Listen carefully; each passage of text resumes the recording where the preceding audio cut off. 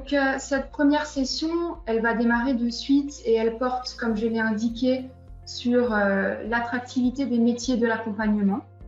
Elle portera sur, les 3 interventions porteront sur la qualité de vie au travail et les conditions de vie des employés, des conditions d'emploi des salariés.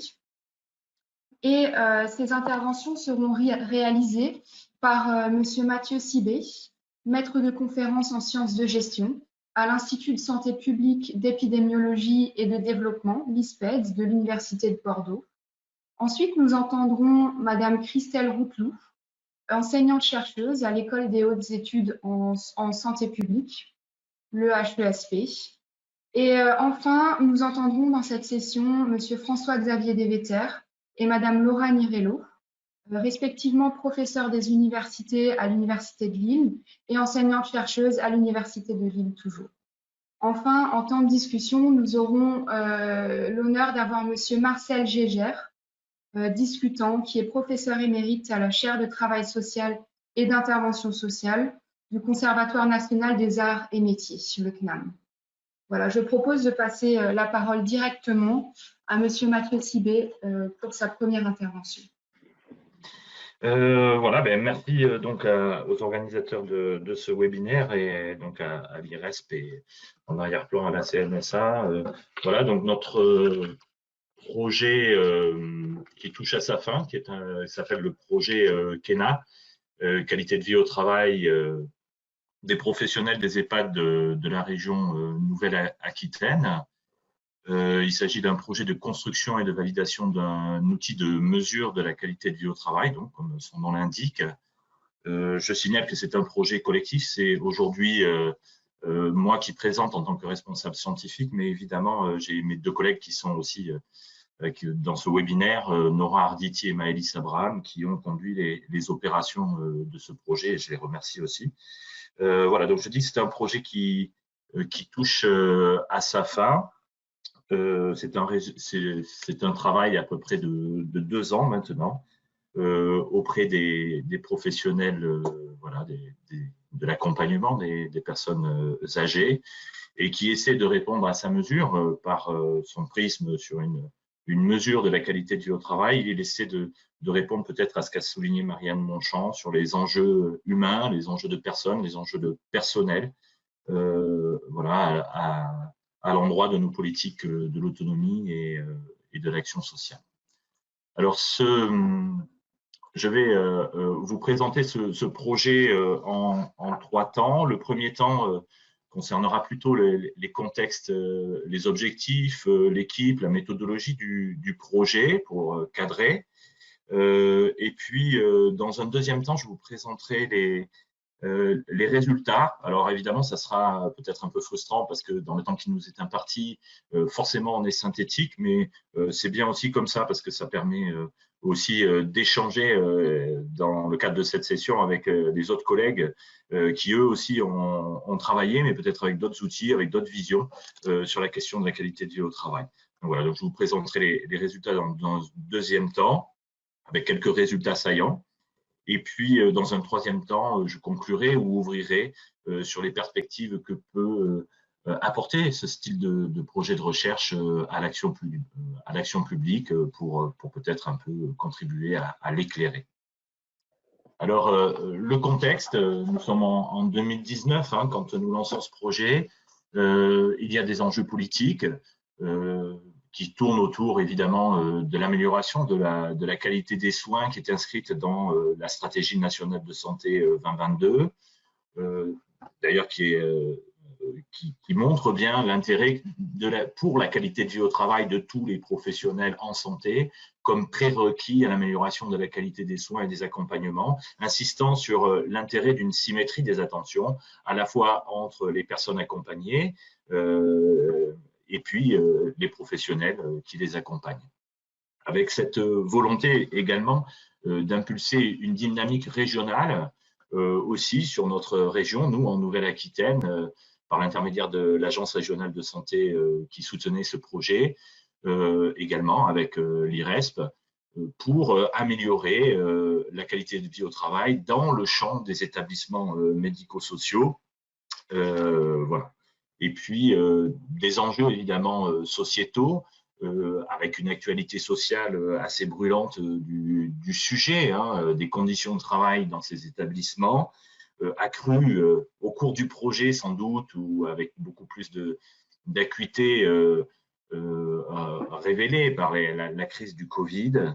Et puis, avec ces réflexions en mise en perspective, effectivement, sur le modèle aussi, quelque part, des EHPAD pour demain, et puis comment essayer aussi de contrer, quelque part, l'EHPAD bashing, sachant qu'on observait évidemment un déficit d'attractivité des métiers, et où cette réponse autour de la qualité de vie au travail, qui peut être définie comme ce sentiment de bien-être individuel et collectif qui englobe bien des aspects sur les conditions de travail, d'emploi, sur la capacité de s'exprimer, d'agir sur son travail, sur le contenu du travail, eh bien, on voyait effectivement que ça devenait un enjeu et que ça pouvait être une réponse pour essayer de contrer, en quelque sorte, cette crise que traversent les ressources humaines en santé aujourd'hui dans les établissements. Et puis, il y avait également des enjeux scientifiques, peu d'études sur la qualité de vie au travail spécifiques au monde des EHPAD. En tout cas, c'est ce que nous avions repéré, nous, en faisant des revues de la littérature sur le sujet dans le cadre de précédents projets. Et nous n'avions pas à disposition non plus un outil de diagnostic, un outil de mesure fiable, validé avec des propriétés psychométriques rigoureuses, afin de pouvoir le mettre à disposition des établissements. Et donc, il nous semblait qu'il y avait finalement un petit trou dans la raquette, et il nous semblait intéressant d'aller sur ce sujet. Donc, du coup, les objectifs que nous nous sommes fixés, hein, je le rappelle très brièvement, c'était de développer et de valider un outil de mesure de la qualité de vie au travail en EHPAD à partir d'un échantillon diversifié d'établissements de la région Nouvelle-Aquitaine, puisque nous avions le soutien de notre ARS.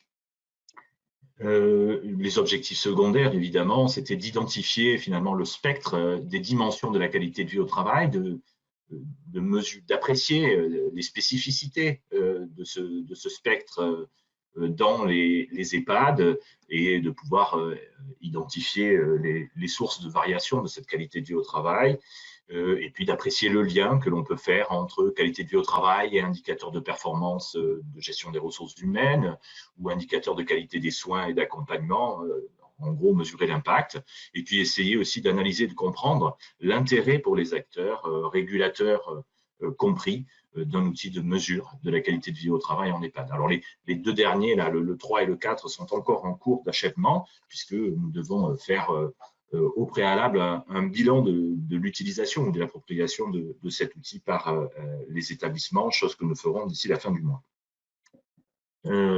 L'équipe et les partenaires, très rapidement quand même, l'équipe de recherche EMOS, auquel j'appartiens, et Nora Arditi et Maëlys Abraham aussi, qui est une équipe INSERM du Centre de recherche en santé publique de l'Université de Bordeaux, avec des chercheurs en management, mais aussi en sociologie, des méthodologistes et statisticiens, spécialisés un peu dans la psychométrie. Nous avons obtenu le soutien des délégations régionales de la FHF, du CINERPA, de la FEAP et de la FNADEPA pour inclure des établissements testeurs. Et puis, voilà, nos financeurs, l'ARS Nouvelle-Aquitaine et l'IRESP et la CNSA. Et puis, on avait constitué un petit groupe de travail composé d'experts, à la fois académiques et experts in concreto, des professionnels, pour pouvoir sélectionner les outils l'outil de mesure de la qualité de vie au travail. Alors, j'essaie d'aller vite parce que dans le temps imparti, il faut que je sois synthétique, mais juste vous dire qu'en fait, la méthodologie relativement classique dans ce style de projet de construction d'un questionnaire et de vérification de ses propriétés psychométriques, de ses qualités de fiabilité, de validité, de justesse de la mesure, nous ont amené à développer notre méthodologie en 3 axes. La première étape, je le disais lors de la slide précédente, c'est constituer un groupe d'experts, voilà, de la co-construction, pour la co-construction de l'outil. C'était un principe fort de notre travail, ne pas construire en laboratoire, voilà, dans notre tour d'ivoire de chercheurs, un outil sur la qualité de vie au travail, sur la base de la littérature, mais bien d'associer des professionnels du terrain. La deuxième axe méthodologique était évidemment de la collecte de données. Dans ce cas-là, ben, il faut faire au minimum 2 collectes d'informations, de réponses à des questions. Et donc, nous avons réussi à embarquer une 40aine d'établissements testeurs. Des diapos vous montreront notre échantillon. Et puis, la troisième étape méthodologique, évidemment, c'est celle du crash test, on va dire, de cet outil questionnaire, c'est d'essayer d'aller valider par des mesures statistiques, des outils statistiques, des tests statistiques, le comportement psychométrique voilà, de l'outil. Donc voilà, donc ces 3 axes méthodologiques se sont déroulés sur 2 années. En 2019, nous avons co-construit l'outil et nous avons fait la première phase de collecte lors du dernier trimestre de 2019. On était avant le Covid. Et puis, la deuxième passation, une fois que nous avions fait quelques analyses psychométriques sur la première version de l'outil, nous a amené à refaire une collecte de données en 2020, au cours du dernier trimestre de 2020, donc en plein seconde vague du Covid.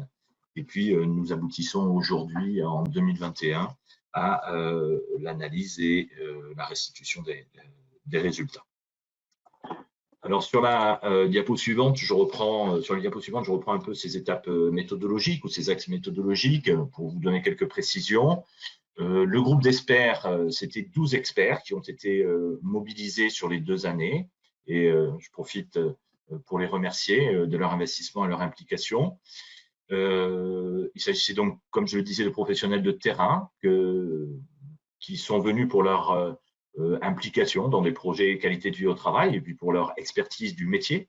Donc des directeurs d'EHPAD, une psychologue, une infirmière de coordination, une aide-soignante, une psychomotricienne, voilà, on ne vous les a pas tous cités.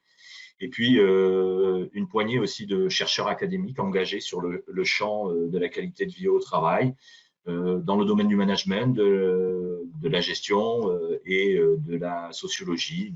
Nous cherchions un petit peu à croiser nos disciplines et nos regards pour pouvoir construire le meilleur outil. Et avec un objectif qui était celui de la co-construction par consensus, selon ce qu'on appelle la méthode du groupe nominal, d'un outil de mesure de la qualité de vie au travail. Pour faire bref, nous avons demandé à ces experts de hiérarchiser les dimensions pour pouvoir sélectionner les dimensions qui nous semblaient les plus pertinentes pour mesurer la qualité de vie au travail en EHPAD. Et à l'aide d'une discussion, d'un échange dans ce groupe de travail et en même temps d'un outil de vote individuel et anonyme, nous arrivions finalement à retenir les dimensions qui nous semblaient judicieuse d'aller inscrire dans un questionnaire. Donc, ce groupe d'experts s'est réuni pas mal de fois au tout début du projet pour construire le questionnaire. Puis après, nous les avons mobilisés à d'autres moments du projet. Le deuxième axe, je disais, c'était la passation, la collecte d'informations. Donc là, cette passation s'est déroulée dans plus de 40 établissements volontaires de la région Nouvelle-Aquitaine, 40 EHPAD qui ont bien voulu s'impliquer dans ce programme de recherche, je dirais, opérationnel, de recherche-action. La première passation du questionnaire TENA V21, comme on a la version de 2019, la première version, était sur support papier. 43 EHPAD ont participé, tout statut, toute taille, de toute zone, urbaine ou rurale. Le nombre de professionnels ciblés, vous le voyez, était de 2000, presque 2500 professionnels, tous les professionnels de ces établissements. Et nous avons obtenu 1456 réponses lors de la première passation et 60 ce qui fait un taux de réponse de 60%, qui est très honorable. Et puis, lors de la seconde campagne de collecte, qui a eu lieu entre septembre et novembre 2020, nous avons fait le choix aussi de poursuivre la récolte papier pour certains des établissements, mais d'autres établissements étaient partants, plus d'une vingtaine étaient partants pour tester une version numérique en ligne, sur une plateforme d'enquête en ligne. Et donc, voilà, donc nous avons eu, lors de cette seconde passation, 42 établissements qui ont participé, hein, donc 35 étaient les mêmes que la première passation. Et au final, les données que l'on présente aujourd'hui sur la version validée, c'est sur un échantillon de 1109 répondants, ce qui représentait un taux de retour de 48,5%, un petit peu de chute dans ce taux de retour bien logique en période de seconde vague de Covid dans ces établissements. Le troisième axe, c'était une validation psychométrique et des tests statistiques. Alors, je vous fais grâce peut-être de la complexité statistique. Voilà, on s'est fait aider aussi par des statisticiens. Donc, mais en tout cas, on vérifiait l'applicabilité de notre travail à travers de notre questionnaire, à travers des taux de réponse, la variabilité des réponses, la validité de son contenu. Est-ce que les dimensions que nous avions retenues mesuraient bien la qualité de vie au travail et se regrouper sur un seul concept? Est-ce que le poids informatique de chacune des questions était optimale? Et puis, est-ce que notre structuration par les sous-dimensions de la qualité de vie au travail était fiable et consistant? Et puis, on a testé évidemment la reproductibilité de cet outil pour voir s'il n'y avait pas trop de variations de réponse à 15 jours d'intervalle, si on allait véritablement chercher les réponses en profondeur des professionnels sur leur perception de leur qualité de vie au travail. Voilà, donc le petit schéma résume un petit peu de manière un peu métaphorique avec une cible et des flèches. La situation que nous recherchions pour notre outil, c'était qu'il soit fiable et valide. En gros, qu'il y ait une homogénéité de l'ensemble des questions qui se projettent sur un même concept, ce qu'on appelle le caractère unidimensionnel de l'ensemble des questions, mais en même temps suffisamment discriminant pour qu'il y ait des dimensions qui apparaissent pour pouvoir identifier des leviers, et puis qu'on soit dans le cœur de cible, c'est-à-dire la qualité de vie au travail. Voilà, donc il y a des outils qui quelquefois sont fiables mais non valides, ils ne sont pas dans le cœur de cible, ou d'autres qui sont trop dispersés. Les résultats du projet, voilà, alors évidemment, qu'est-ce que l'on livre? Nous, notre objectif, vous l'avez compris, c'était de livrer un questionnaire validé, par-delà les résultats de la qualité de vie au travail, de la perception qu'ont les professionnels. Donc, nous sommes satisfaits, nous avons obtenu un outil qui est fiable et pertinent. Qu'est-ce qui nous fait dire ça? Ce qui nous fait dire ça, c'est que l'outil que nous avons co-construit avec les experts, nous avons finalement dans notre conception intellectuelle entre experts, il a pu se matérialiser, se concrétiser dans une validité statistique, puisqu'il a de bonnes propriétés psychométriques. Alors, on n'a pas remis ici, Nora, Maëlys et moi, l'ensemble des propriétés psychométriques. On a juste repris le classique coefficient de Cronbach qui mesure la consistance interne de chacune des sous-dimensions et du questionnaire en général. Voilà, donc tous les seuils sont au-dessus de 0,70 comme il est accepté dans la littérature. Donc on peut considérer qu'il est à la fois suffisamment homogène, suffisamment unidimensionnel et en même temps que chacune des dimensions mesure une des facettes de la qualité de vie au travail et de manière consistante. Cet outil, c'est 14 dimensions de la qualité de vie au travail et c'est 69 questions, 69 items qui permettent de mesurer cette perception-là, qui vont des conditions de travail, des conditions d'emploi, de l'équilibre vie professionnelle, vie personnelle, les missions, les rythmes de travail, les exigences liées au métier, le travail relationnel, l'autonomie, la circulation de l'information, les relations avec l'encadrement, la prise en compte de la parole, les relations avec les collègues, le rapport au travail, le rapport à l'établissement. Il y a une question générale à la fin, qui est celle de la perception de la qualité de vie au travail en général. Et puis, il y a 8 questions de profil socio-professionnels ou socio-démographiques autour de l'âge, du genre, de la fonction, de l'ancienneté. Voilà, donc un outil classique. c'est une belle performance parce qu'au départ, on était parti avec une bibliothèque de dimensions de près de plus de 60 dimensions quand on regarde la littérature et les questionnaires, et près de 630 items. Donc, vous voyez l'effort conséquent qu'a produit le groupe de travail d'experts pour ramener un outil à la fois ramassé, qui mesure la qualité de vie au travail, mais qui en même temps est faisable, puisque c'est à peu près un temps de remplissage de une dizaine de minutes. Et donc, les possibilités offertes par l'outil Kena, ici, sont sur des calculs de score sur la qualité de vie au travail, un score global et un score par dimension, évidemment, hein, sur une échelle de 0 à 100. Il permet des croisements de scores en fonction des profils des répondants et des caractéristiques des établissements. Et puis, il permet, donc, selon le statut des professionnels, et puis il permet également des comparaisons d'un établissement à l'échantillon général ou dans le temps, comme ici, entre le avant et le après Covid. Donc, ça, c'est son utilité. Quelques mots, mais très rapides, du coup, sur les principaux quand même résultats sur la qualité de vie au travail en EHPAD. Ce que l'on peut retenir, c'est que les scores les plus positifs observés concernent le rapport au travail, les relations avec les collègues et l'autonomie, ce qui est plutôt encourageant, puisque ce sont des dimensions qui sont au cœur de la capacité d'agir et de s'exprimer, et le soutien que peuvent ressentir les professionnels grâce au collectif de travail, et puis aussi le côté ressourçant de leur travail, puisqu'ils sont ils trouvent que leur travail est intéressant, qu'il est utile et qu'ils ont une certaine marge d'autonomie. Donc, je trouve que nous avons trouvé que c'était une bonne surprise finalement de constater cela et que ça soit avant ou après le Covid.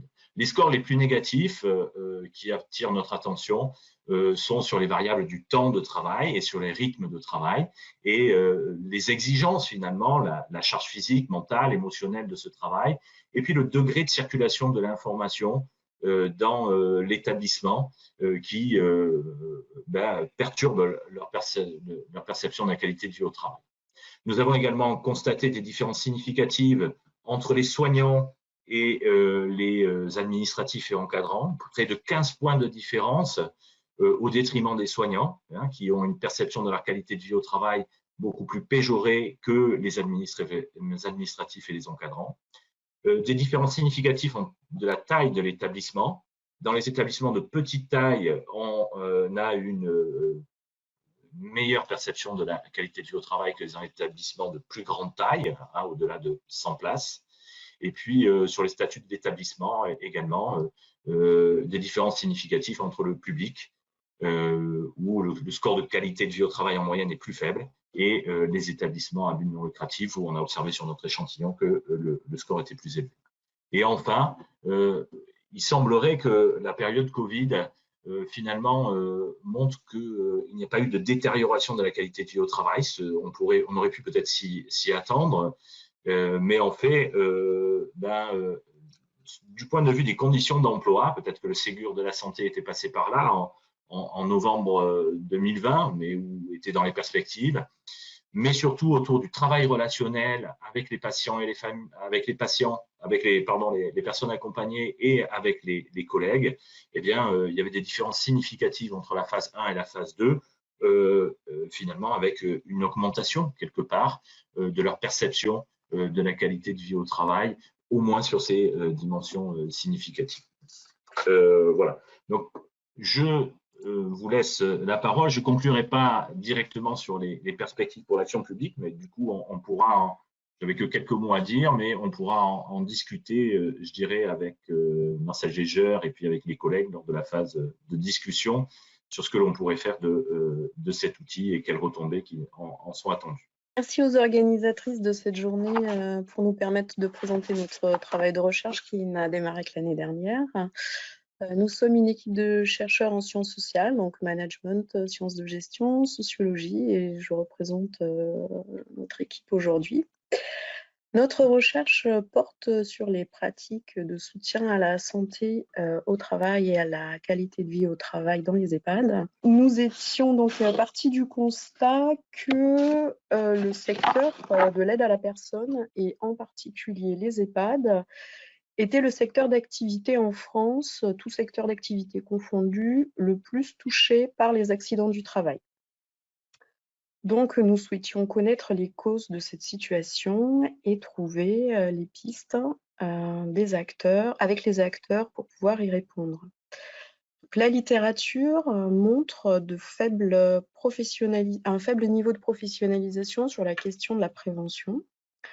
Et d'ailleurs, l'accord national qui vient d'être retravaillé ces derniers mois le souligne pour la France en général, mais malheureusement, le taux d'accident dans le secteur en témoigne cruellement. Et donc, nous avions fait le choix de travailler en particulier sur la question de la santé et de la qualité de vie au travail, avec un regard plus soutenu sur la question de la prévention, et particulièrement, malheureusement, de ses carences. Donc, la littérature, elle, nous indique... Pardon. Voilà.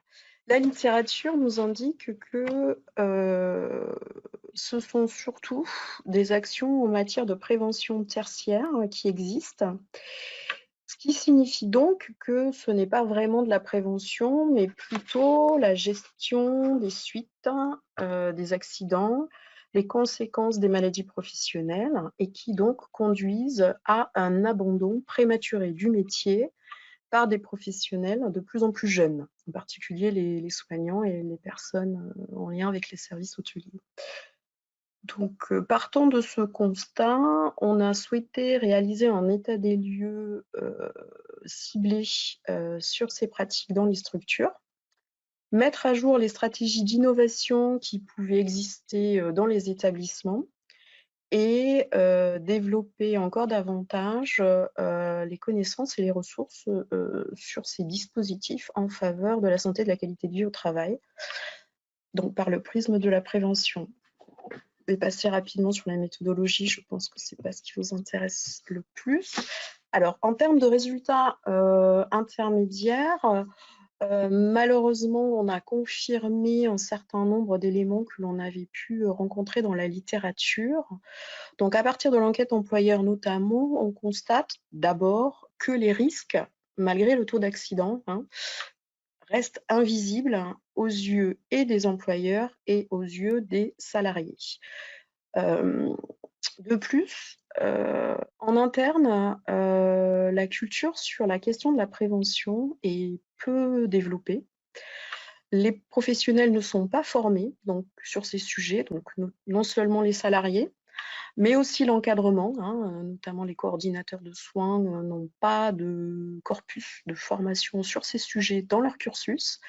Les directeurs d'établissement, c'est un contenu qui est récent dans leur formation.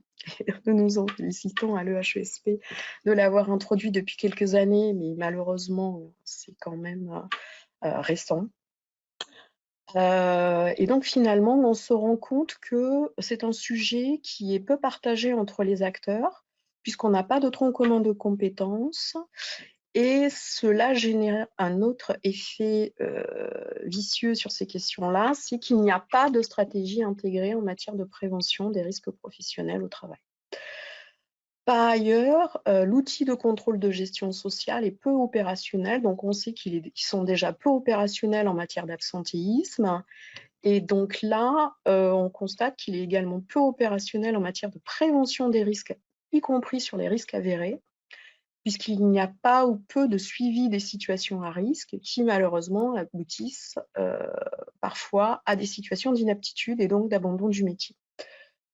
Donc, les résultats confirment nos hypothèses aussi sur le fait qu'on a un centrage sur la prévention tertiaire, comme on l'a évoqué, mais aussi on a un autre effet un peu pervers de la culture actuelle de ce qu'est la santé au travail et qui est un focus plutôt sur la santé mentale et les risques psychosociaux, puisqu'en fait, malgré le fait que les troubles musculo-squelettiques soient des risques avérés, donc très prégnants dans l'absentéisme des salariés, on a malgré tout un focus plutôt sur les risques psychosociaux dans la réflexion des équipes, dans les formations rémunérées pour les salariés, Et finalement, par rapport au risque avéré, on a peu de marge puisque malheureusement, les établissements ne peuvent pas mobiliser de salariés qui sont en invalidité au regard de la charge et de la pénibilité physique du travail, et donc ont peu de stratégies de reclassement à leur disposition.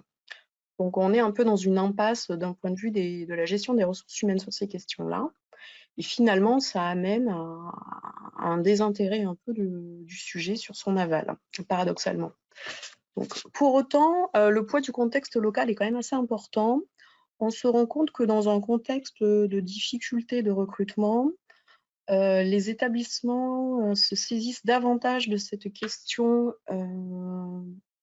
des accidents professionnels, et un certain nombre, grâce au financement ponctuels obtenus auprès des ARS, notamment au travers des appels à candidature pour des formations sur la manutention, et auprès des CARSAT pour obtenir des moyens financiers pour installer des aides techniques, ont progressivement développé un écosystème un petit peu plus vertueux sur ces sujets de la prévention, en travaillant de manière un peu plus systémique et synergique les actions menées et la réflexion de l'établissement. Alors donc pour conclure, l'idée c'était à ce stade de dire qu'en fait on a constaté que dans les démarches itératives qui avaient été menées dans les établissements depuis un certain nombre d'années, on pouvait voir que finalement il ressort deux enjeux fondamentaux, je dirais. C'est d'abord celui de rendre visibles les risques pour l'ensemble des parties prenantes, donc sortir de l'invisibilité, notamment les risques en matière de troubles musculo-squelettiques qui génèrent une usure prématurée, au-delà même de la visibilité des risques psychosociaux. Et également, le deuxième enjeu, et qui n'est pas mineur, celui de donner des compétences, des ressources, du pouvoir d'agir aux acteurs, donc aussi bien l'encadrement que les professionnels, pour pouvoir travailler dans de bonnes conditions et réaliser un travail de qualité qui ne nuit pas à leur santé. Donc l'idée était de ne pas faire le choix d'une partie prenante au détriment de l'autre, bien sûr. Donc il y a déjà des choses en place. J'avais évoqué, mais je ne sais pas si c'est pas à ce moment-là que ça a coupé, notamment le fait que certaines structures avaient bénéficié de financement pour pouvoir mobiliser des ergothérapeutes. Alors, ce qui est intéressant, c'est le déplacement des périmètres des ergos. Il ne s'agit pas juste là d'accompagner les capacités physiques restantes des résidents, des personnes accompagnées, mais aussi de soutenir par une analyse du poste de travail les bonnes pratiques de prévention, de manutention des salariés. Donc ça, c'est extrêmement important parce qu'on se rend compte que parfois, tout simplement, dans les fiches de poste, les fiches de tâches, entre guillemets, des ergothérapeutes, le focus est fait exclusivement sur le résident. Et finalement, les situations à risque que vivent les salariés dans la manutention des résidents n'est pas un terrain d'enquête et de conseil des ergots. Donc premier point qu'on avait pu constater, et donc qui est corrigé dans certaines structures, et ça amène de nombreux bénéfices en termes de prévention des accidents. Et en tout cas, ça a des effets sur les personnes qui ont malheureusement fait l'expérience d'un accident et qui maintenant mettent en place à l'issue de meilleures postures, sont plus vigilantes, sont également lanceurs d'alerte pour leurs collègues. Donc il y a une synergie là, en prévention secondaire qui est tout à fait vertueuse quant à la mobilisation des ergots. De manière plus innovante, nous sommes en train d'élaborer avec des acteurs de terrain des outils. Donc toujours dans ces deux registres, celui de rendre visible le risque et celui de donner des compétences pour pouvoir agir dessus. C'est notamment le projet SERPA qui est développé en Dordogne avec l'établissement de la Madeleine à Bergerac et qui bénéficie d'un soutien financier de la médecine du travail et de l'OTH notamment, et de l'ARS Aquitaine. Et donc l'idée était de pouvoir agir au départ sur la prévention des chutes des salariés. Et finalement, on est en train de concevoir un outil qui définit un score de situation par activité, de manière à mettre à jour les risques pour le salarié, à la fois au regard des besoins de manutention des résidents, de l'architecture, qui est souvent une cause de sur-risque, je dirais, ou de risque majoré, les disponibilités d'aide technique présentes ou pas en proximité immédiate du salarié, et aussi, bien sûr, les antécédents sanitaires du salarié, puisqu'on se rend compte que les personnes qui quittent l'emploi de manière prématurée pour inaptitude sont des salariés qui ont cumulé malheureusement plusieurs expériences d'accident du travail.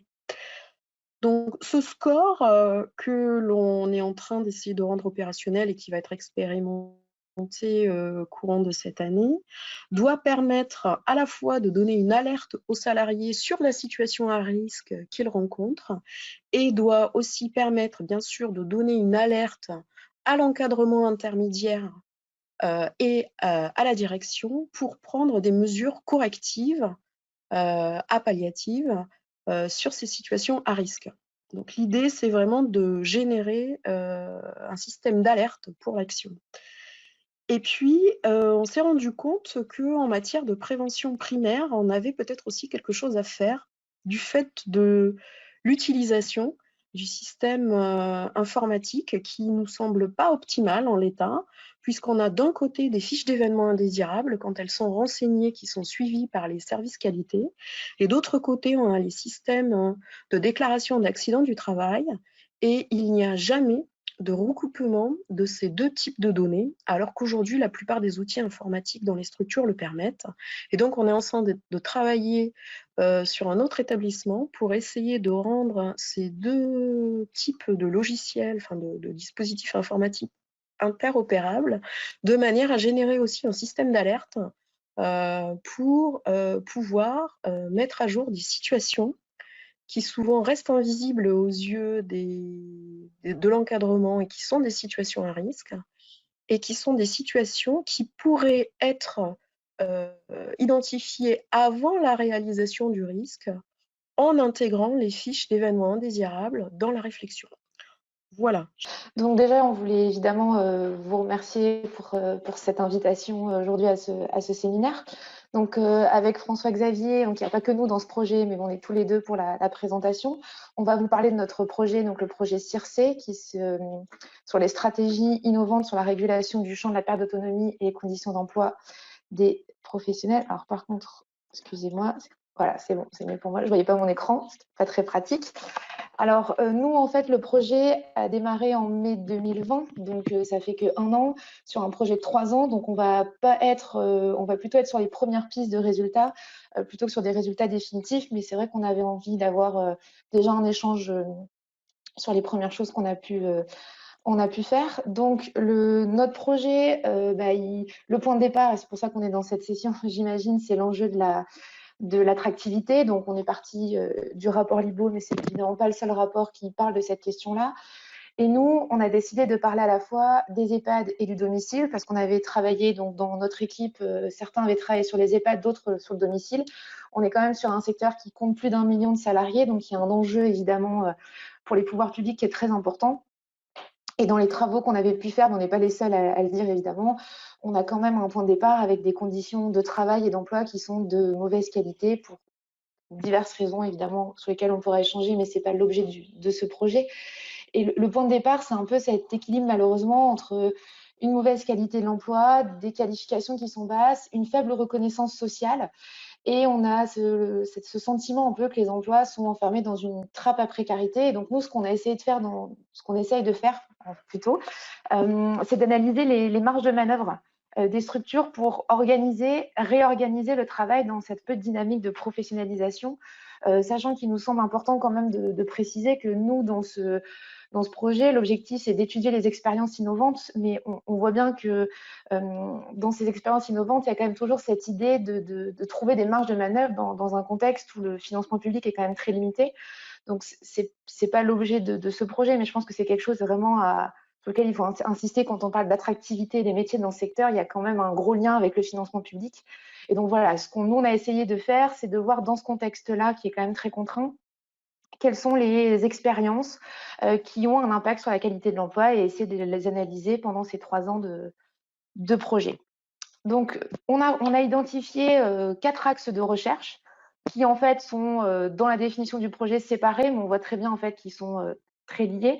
Donc, le premier, il porte évidemment sur les modalités de financement et tout ce qui est mis en place pour un peu contourner ou jouer aussi un peu avec les financements publics, sachant que sur cette question, on va surtout s'intéresser au domicile et à l'enjeu de la tarification horaire, à la fois avec la mesure de ce que devrait être sa tarification pour couvrir l'ensemble des coûts, puis aussi les stratégies qui existent au niveau local de dépassement de cette tarification, sachant que voilà, c'est pas ce qu'on va vous présenter aujourd'hui, mais on pourra évidemment répondre aux questions.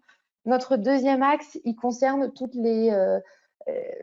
ce qui est mis en place dans les frontières entre hébergement et domicile, sachant qu'il y a évidemment beaucoup de choses, et c'est aussi l'objet d'ailleurs de l'atelier qui est juste après le nôtre. Nous, ce qui nous intéresse là-dedans, c'est vraiment du point de vue de la structure, donc à la fois sur la question économique, parce qu'on voit bien qu'il y a beaucoup d'innovation au niveau local, mais qu'en fait, à mettre en œuvre, c'est assez compliqué. Et puis, ce qui nous intéresse, c'est surtout pour les salariés. Est-ce qu'il y a des passerelles, des possibilités d'aller de l'hébergement au domicile? Et ça, qu'est-ce que ça peut apporter en termes de qualité du travail? C'est un axe sur lequel, pour l'instant, on est aussi au démarrage, mais on pourra évidemment répondre à vos questions. Et puis finalement, c'est sur le troisième axe sur lequel on est plus avancé et que François-Xavier vous présentera par la suite. C'est tout ce qui concerne les expériences innovantes en termes de gestion de ressources humaines. Et là, on s'intéresse surtout au modèle, à domicile, sur les expérimentations qui reposent un peu, qui s'inspirent du modèle Burzorg, puisque c'est quand même très à la mode en ce moment. Donc, on a essayé de regarder dans quelques structures pour voir un peu le fonctionnement. Le quatrième axe, il est un peu à part, c'est en fait la thèse d'Oriane qui est dans le projet également, qui s'intéresse aux mères seules qui travaillent et qui sont évidemment surreprésentées dans le secteur du domicile et des EHPAD. Et donc son travail permet de bien compléter la question des conditions de travail et d'emploi. Alors, au niveau de notre méthodologie, pour être très rapide, donc on a un cadrage statistique à partir de l'enquête HPA. Donc, normalement, il y en aura une nouvelle qui devrait arriver cet été qui nous permettra d'avoir des données beaucoup plus récentes. Et puis aussi les enquêtes conditions de travail de la DARES. Au niveau de notre travail sur chaque axe, on a essayé d'identifier 1 à 2 expérimentations, sachant qu'en fait, sur certains axes, on en a plus. Et puis aussi, ce qu'on remarque aussi, c'est que les structures qui vont faire des expériences innovantes en termes de gestion de ressources humaines, on les retrouve aussi dans le développement d'habitats alternatifs. Donc voilà, on a aussi croisé ensuite les axes. Et notre idée, c'est de les suivre pendant 3 ans. Donc là, on a déjà fait une première série d'entretiens l'année dernière. On en fait une deuxième en ce moment. Donc c'est pour ça que je vous disais qu'on était un peu au démarrage. Et ce qui nous semble aussi important, c'est qu'on a à la fois repéré du secteur public, du secteur lucratif et non lucratif en EHPAD et à domicile pour essayer au maximum voilà, c'est pas du tout exhaustif, hein, mais d'essayer d'avoir des acteurs un peu divers. Et on a un autre objectif sur lequel, voilà, en plus avec le contexte sanitaire, c'est parce qu'il y a de plus évident, d'avoir un vrai travail partenarial avec les acteurs, vu qu'on va quand même les voir très régulièrement, avec l'élaboration d'un comité de suivi qui d'ailleurs va se réunir pour la première fois dans 2 semaines. Donc je vais laisser la parole à François-Xavier pour présenter un peu plus nos résultats. Merci beaucoup, merci Laura, puis je m'associe évidemment à toi pour le remerciement à l'ensemble de l'équipe organisatrice de cette journée. Alors effectivement, si je complète ce que vient de présenter Laura, si on se focalise un peu sur le troisième axe de notre recherche autour des expériences un peu innovantes en termes d'organisation ou de gestion des ressources humaines, on part d'un point de départ qui a déjà été présenté et puis qui est très bien connu quelque part. Donc j'irai très vite sur cette diapo. On sait que tant en EHPAD que dans les services à domicile, et ici on sera plutôt sur les services à domicile, on est dans un cercle vicieux assez bien documenté où les différents éléments de la qualité de l'emploi sont dégradés, que ce soit les rémunérations, l'identité professionnelle, l'usure professionnelle, les perspectives faibles. Voilà, tout ça on le connaît assez bien de enquête après enquête. Et ces mauvaises conditions, ce manque d'attractivité, parce que ça fait souvent plus joli de dire manque d'attractivité que mauvaise qualité de l'emploi, mais de fait c'est quand même à ce niveau-là que ça se joue et plus dans la réalité des conditions de travail que dans la communication qu'il peut y avoir autour de l'image. Mais ce manque d'attractivité ou cette mauvaise qualité de l'emploi nourrit en effet un cercle vicieux, puisque ça accentue le turnover, la rotation du personnel, ça rend très difficile la formation et la gestion prévisionnelle des emplois et des compétences, ça dégrade de fait la qualité du service, ou en tout cas les possibilités d'enrichir ou de développer la posture professionnelle, ça a comme conséquence de réduire le consentement à payer des donneurs d'ordre du fait d'une faible valorisation des services, et c'est vrai tant du point de vue des usagers eux-mêmes que de leurs familles ou des pouvoirs publics également. Donc, je passe je passe à la diapo suivante pour poser voilà la question qui nous intéressait à partir de là, de savoir comment sortir de cette trappe à précarité en quelque sorte, ou de cet équilibre négatif. Évidemment, Laura l'a dit avant, mais on ne peut que le répéter et insister dessus. Le préalable, c'est un problème de financement. On peut tourner les choses dans tous les sens ou presque, effectivement, tant que l'écart entre le prix qui est accordé à une heure d'aide à domicile et le coût de production de cette même heure d'aide à domicile existera, il sera difficile pour les structures, quelle que soit leur bonne volonté ou non, d'améliorer la situation. Les études, notamment pilotées par la CNSA il y a quelques années, l'avaient bien montré. On est sur des coûts moyens qui étaient de l'ordre de 24 €, qui aujourd'hui le sont probablement à 25-26. On est sur des prix accordés via l'APA notamment qui sont 3, 4, 5 € en dessous. C'est cet écart qui pose évidemment un problème. Pour autant, la question financière, si elle est fondamentale, n'est pas la seule, et on voudrait ici sur les quelques minutes qui nous restent, nous focaliser sur un autre élément important qui est celui du collectif de travail. Effectivement, au-delà de la rémunération, un autre élément qui ressort de manière très très fréquente sur le domicile, notamment sur les services d'aide à domicile, c'est l'isolement, la faiblesse du collectif de travail. Cette faiblesse du collectif de travail, on peut l'illustrer à travers les données de l'enquête RPS ou conditions de travail de la DARES. À titre d'illustration, on en a mis ici quelques-uns, mais on en a traité beaucoup plus. On les a traités également à travers toute une série d'entretiens. C'est plusieurs facteurs. C'est le fait d'être seul, évidemment. Quand on intervient au domicile, le plus souvent, les salariés sont seuls, mais c'est également un isolement renforcé par le manque de personnel, la tension dans les effectifs, lié lui-même à un taux de rotation renforcé par l'absentéisme, si c'est le terme qu'on peut utiliser, ou par, comme le disait notre collègue juste avant, les nombreux accidents ou maladies professionnelles.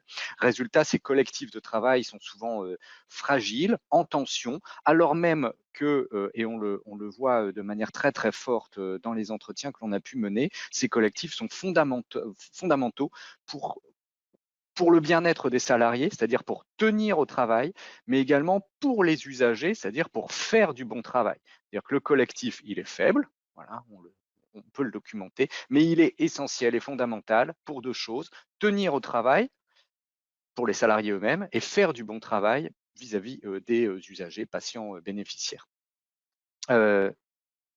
Par rapport à ces collectifs de travail, on voit apparaître de nombreuses innovations néanmoins, parce que ce qu'on dit là, la plupart des acteurs, des entreprises ou des associations, probablement plus encore, en ont bien conscience. On ne leur apprend pas grand-chose malheureusement sur ce plan-là. Et donc, ce qui nous semble important, c'est de voir la multitude d'expérimentations qui existent, où on est sur un secteur, notamment dans le monde associatif, mais pas uniquement, qui est extrêmement innovant sur ces activités, innovant souvent dans le cadre de budgets très contraints, on l'a dit, mais il faut insister, mais qui cherche à dépasser dans la mesure du possible un certain nombre de choses. Cette innovation, d'ailleurs, on peut aussi probablement la lier aux multiples appels à projets qui sont rendus, et notamment par la CNSA à ce niveau-là. C'est un point probablement important, même s'il y a comme effet secondaire parfois de placer les structures dans une recherche permanente de réponse à des appels à projets, qui peut aussi être contraignant, mais en tout cas cette innovation, elle est très importante. Cette innovation, elle apparaît pour nous autour de deux modèles. Laura a évoqué tout à l'heure les équipes autonomes et l'inspiration liée à ce qu'on appelle le modèle Buurtzorg, sur lequel on pourra revenir sur les questions tout à l'heure si vous le souhaitez. Mais ce qui est important probablement, c'est pour nous, c'est qu'au-delà de ce modèle et de l'effet l'effet de mode, c'est peut-être trop négatif dit comme ça, mais sur l'effet de communication à un moment donné, c'est de voir que les différentes structures que l'on a pu rencontrer, en fait, vivent autour de deux modèles différents. Et c'est ces deux modèles sur lesquels je vais prendre les 2 dernières minutes qu'il me reste. Le premier modèle, c'est plutôt un modèle que l'on a appelé de segmentation, c'est-à-dire un modèle qui va faire vivre un collectif de travail en mettant l'accent sur la dimension technique des tâches. Cette dimension technique peut être très variée, elle va des tâches de soins véritablement à des tâches plus d'entretien du cadre de vie, etc. Mais c'est bien sur la complémentarité des différents professionnels au sein d'un collectif pluri-métier qui est mis en avant. L'objectif est de construire des référentiels à la fois de tâches et de prestations possibles et des référentiels de compétences. Et ensuite, il y a tout un travail de matching ou d'appariement lié au travail de la structure, au rôle de l'encadrement pour permettre de rendre le meilleur service possible en ayant construit une équipe un peu complémentaire. C'est un peu, voilà, on va bientôt avoir l'Euro, donc c'est l'équipe de foot avec des défenseurs, des attaquants, un gardien de but. Et donc, pour rendre le service au domicile, on a une multitude de professionnels avec des compétences et des qualifications différentes. Le risque de cette organisation, c'est la déqualification possible pour certains professionnels par rapport à d'autres et une forme de hiérarchisation des tâches qui seraient rendues et peut-être que les groupes les plus fragiles se verraient récupérer en quelque sorte une forme de sale boulot déconsidéré, là où d'autres pourraient au contraire peut-être s'en sortir mieux. L'autre modèle est celui qui est le plus récent et le plus à la mode, celui sur les équipes autonomes. Autour de l'accent est bien mis ici sur la dimension relationnelle. Le rôle de l'encadrement est totalement transformé, ou en tout cas veut être totalement transformé en mettant l'accent sur l'animation d'un collectif qui est lui plutôt égalitaire, et c'est bien une forme de collégialité qui est mise en avant, qui développe à la fois l'autonomie des salariés et leurs relations interpersonnelles, enfin leurs relations et donc le collectif de travail.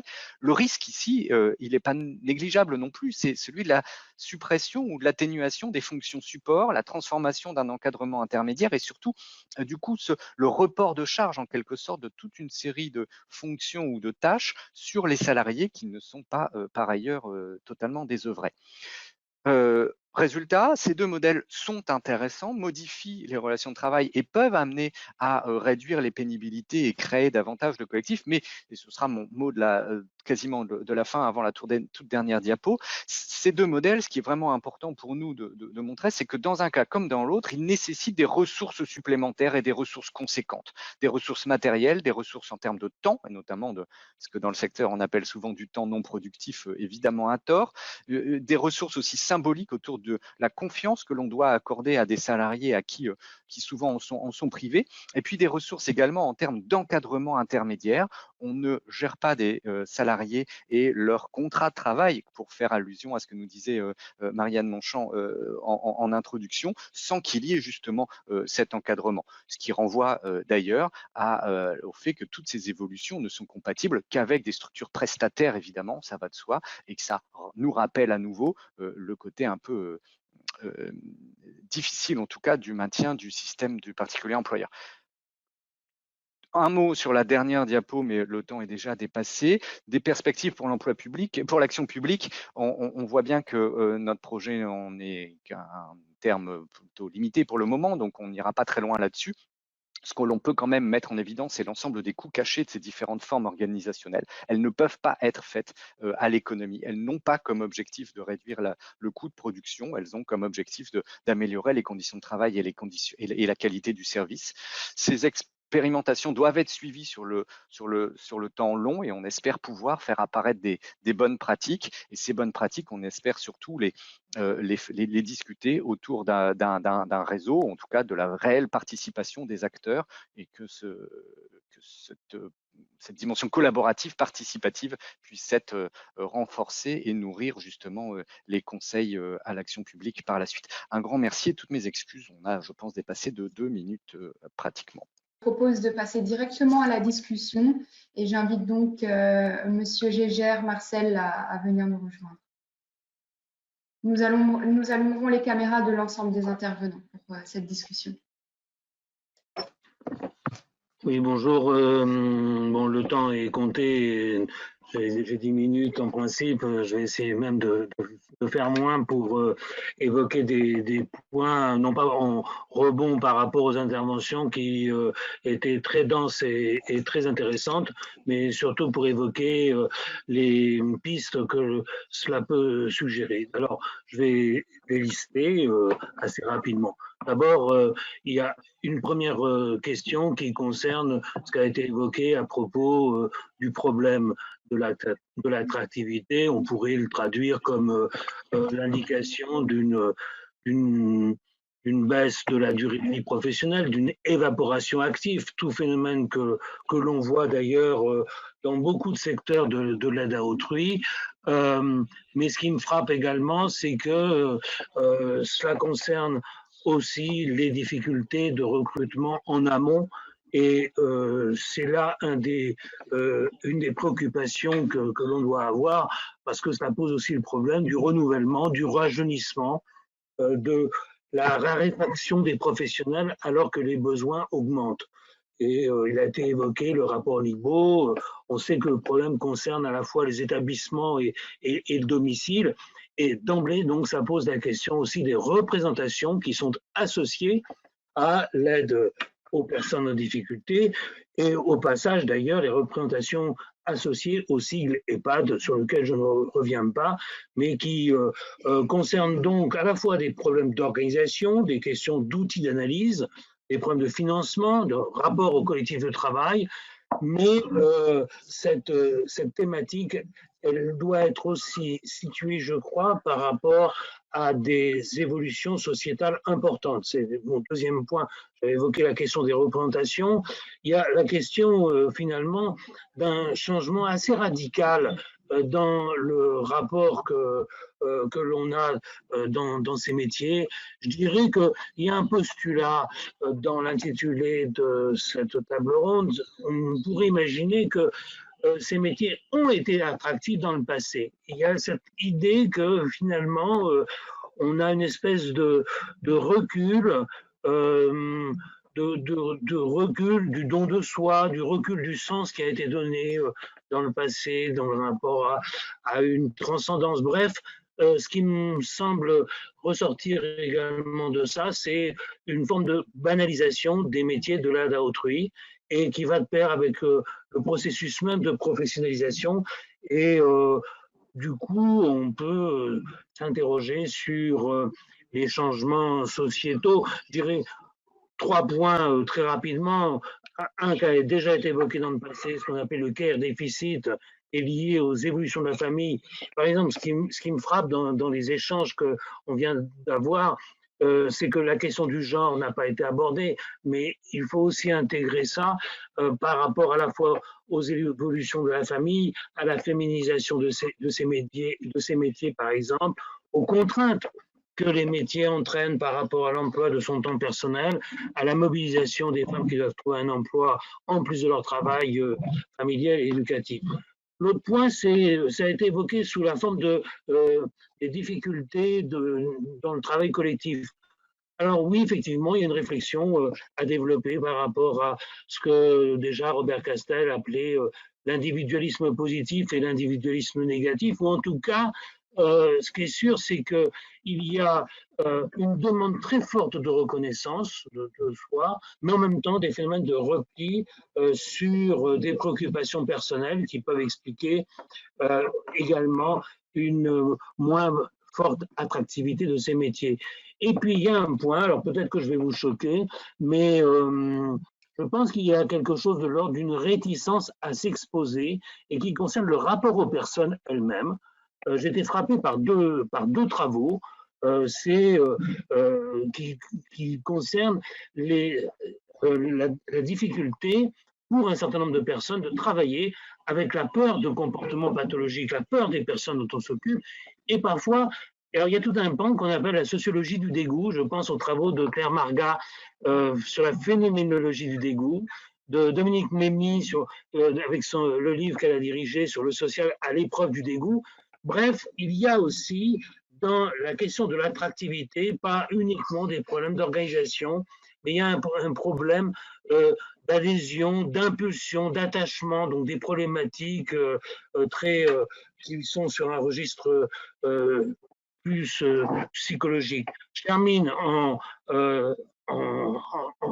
indiquant que la question de l'information doit être effectivement abordée et traitée en termes de niveau de qualification aussi, parce que les conditions salariales et statuts sont très importants, mais la question du niveau de qualification est tout à fait centrale. La question de la RSE, évidemment, et du management, notamment la référence au Burzog, rappelée déjà par Marianne Monchamp, sont des points sur lesquels il faudrait pouvoir discuter. Mais je termine en disant que finalement, on a une préoccupation qui est beaucoup plus large que celle du secteur du handicap ou du secteur du grand âge. Et il peut y avoir des différences par des secteurs d'activité entre le monde sanitaire, le monde social, mais probablement que là, on a des problématiques qui sont assez communes aux formes d'aide à autrui. Et donc, ça implique une réflexion macro aussi, bon, voilà, qu'on doit avoir en tête, même si ce n'était pas l'objet même des présentations qui ont été faites. Et je m'arrête. Merci beaucoup pour ce temps de discussion. Je profite de la présence de tous les intervenants pour leur demander si l'un d'eux ou s'ils souhaitent intervenir ou réagir à ce temps de discussion. Je vous en prie. Oui, Monsieur Deveter.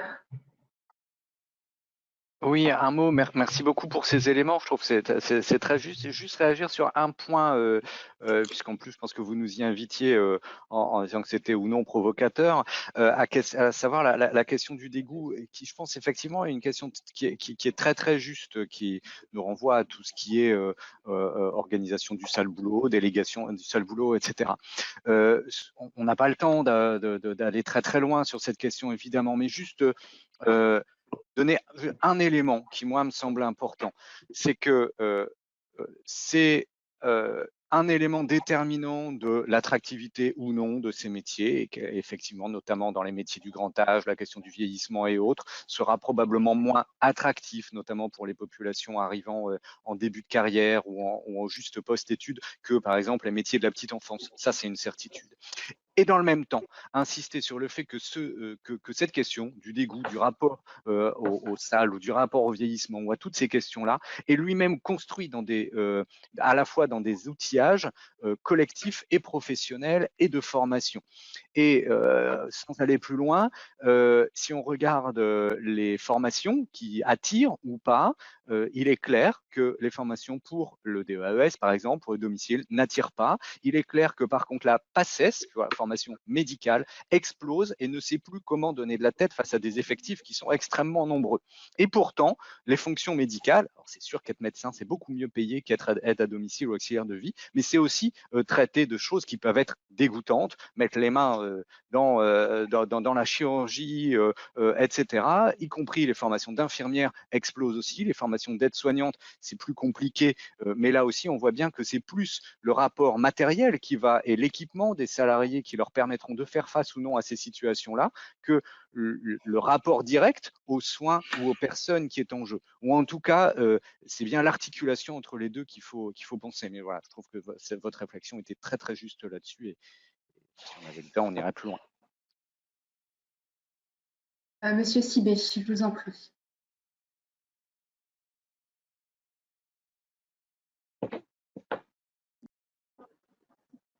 Votre micro est coupé, apparemment. Pardon. Donc, juste en réaction spontanée à ce que disait Marcel Geiger sur la sociologie aussi du dégoût, c'est vrai qu'on est sur ce qu'on appelle là, les dirty work, les sales boulots. Hein, voilà. Bon, moi, j'ai envie d'avoir une vision un peu positive aussi quand même pour puisse sortir par le haut. On n'est pas sur des bullshit jobs non plus.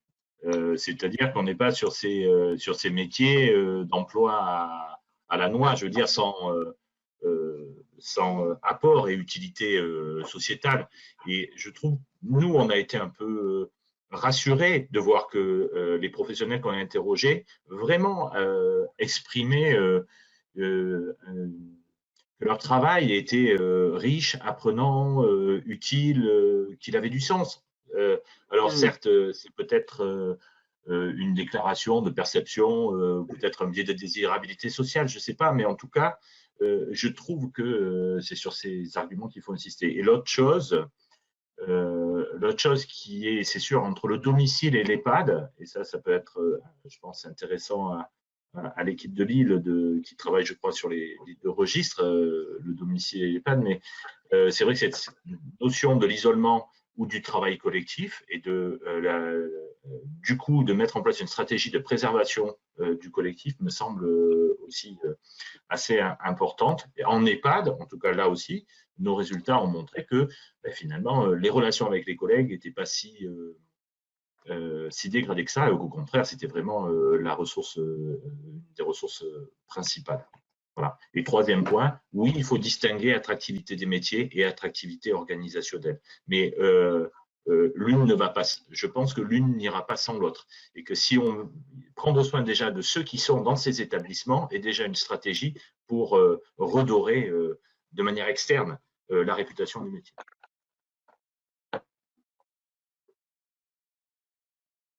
Merci beaucoup. Alors, à moins que l'un de vous souhaite encore intervenir en réaction à Monsieur Gégère, je propose éventuellement que l'on passe à la réponse aux questions. Les questions étaient assez timides, sans doute une conséquence de la réouverture des bars hier soir, je ne sais pas. Mais on en a quelques-unes, donc on va prendre quelques minutes pour y répondre sans s'y étendre trop longtemps, puisqu'on a déjà effectivement dépassé le temps très largement qui nous était imparti. Alors, une question qui s'adresse à Monsieur Sibé et qui demande si le questionnaire ou les enseignements qui en ressortent vont donner effet à une transposition au service d'accompagnement à domicile. Est-ce que c'est quelque chose qui est envisagé? Et dans la même lignée, une autre question qui demande si l'outil qui a été créé va pouvoir être déployé sur le territoire.